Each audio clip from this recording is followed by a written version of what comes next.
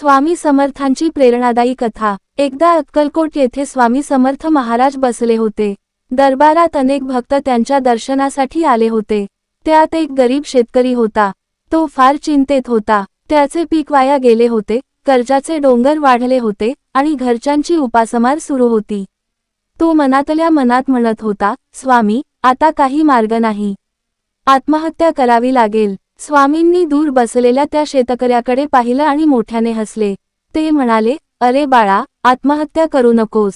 संकट ही जीवनाचा भाग असतात, पण श्रद्धा आणि प्रयत्न असतील तर संकट कधीच टिकत नाहीत। शेतकरी थोडा चकित झाला। त्याने पुढे जाऊन स्वामींच्या चरणी लोटांगण घातले। डोळ्यात अश्रू घेऊन म्हणाला, स्वामी, माझं काहीच उरलं नाही, आता काय करू? स्वामी म्हणाले, तू फक्त विश्वास ठेव।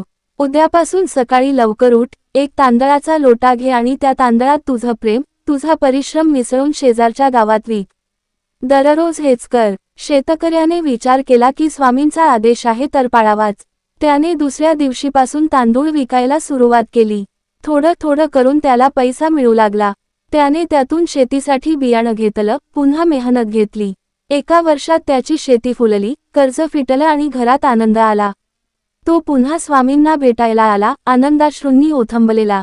म्हणाला, स्वामी, तुम्ही माझं जीवन वाचवलं।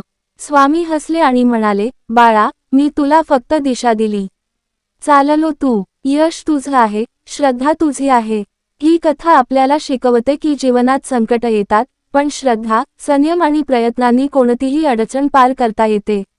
स्वामी समर्थांचा आशीर्वाद म्हणजे केवळ चमत्कार नव्हे, तर आत्मबल, प्रेरणा आणि सकारात्मकतेचा प्रकाश असतो।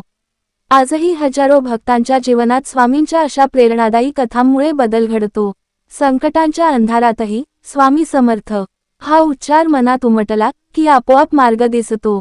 हीच आहे त्यांच्या कृपेची, प्रेरणेची आणि सदैव सोबत असणाऱ्या विश्वासाची खरी अनुभूती।